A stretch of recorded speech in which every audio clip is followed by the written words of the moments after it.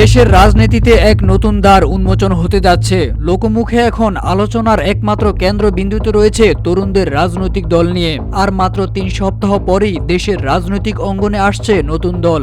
শেষ মুহূর্তের প্রস্তুতিতে ব্যস্ত সময় কাটাচ্ছেন তরুণরা। দলীয় গঠনতন্ত্রে কি থাকবে, কারা আসবেন নেতৃত্বে, এ নিয়ে চলছে জোর প্রস্তুতি। বেড়েছে মাঠের তৎপরতাও।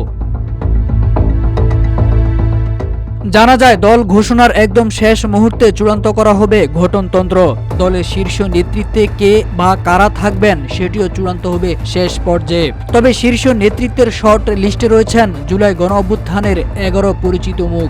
সব বাধা পেরিয়ে এ যেন এক নতুন উদ্যমে চলছে তরুণদের কর্মযজ্ঞ। এই মুহূর্তে সবচেয়ে বেশি আলোচনা চলছে অন্তর্বর্তী সরকারে থাকা 3 ছাত্র উপদেষ্টা নাহিদ ইসলাম, আসিফ মাহমুদ সজীব ভুঁইয়া ও মাহফুজ আলমকে নিয়ে। কমিটির শর্ট লিস্টে রয়েছেন তারা, তবে তাদের নিয়ে এখনো কোনো চূড়ান্ত সিদ্ধান্ত হয়নি। জানা যায়, দল এবং অন্তর্বর্তী সরকার উভয় পক্ষের সুবিধা বিবেচনা করে যে কোনো একজন কিংবা দুজন সরকার থেকে পদত্যাগ করে রাজনৈতিক দলে এসে যোগ দেবেন। তবে সবচেয়ে বেশি আলোচনা হচ্ছে তথ্য ও সম্প্রচার উপদেষ্টা নাহিদ ইসলামকে নিয়ে।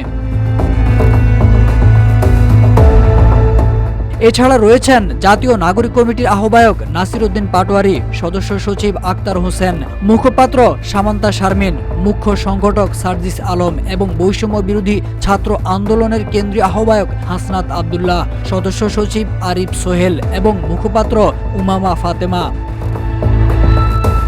সূত্র বলছে, ছাত্র জনতার অভ্যুত্থানের এক দফা ফ্যাসিবাদী ব্যবস্থার বিলোপ এবং নতুন রাজনৈতিক বন্দোবস্ত বাস্তবায়নের লক্ষ্য নিয়ে তারুণ্য নির্ভর রাজনৈতিক দল গঠনে কাজ করছেন অভ্যুত্থানে নেতৃত্ব দেওয়া তরুণরা। ফেব্রুয়ারির 10 থেকে 20 তারিখের মধ্যে যে কোনো দিন ঘোষণা করা হবে নতুন এই দলটির নাম এবং আহ্বায়ক কমিটি। এদিকে রাজনৈতিক দলের নাম নিয়েও চলছে আলোচনা। জানা যায়, এ পর্যন্ত শতাধিক নামের প্রস্তাবনা এসেছে। আত্মপ্রকাশের দিনে চূড়ান্ত নামটি ঘোষণা করা হবে, যা নতুন দলের লক্ষ্য ও উদ্দেশ্যকে যথাযথভাবে প্রতিফলিত করবে।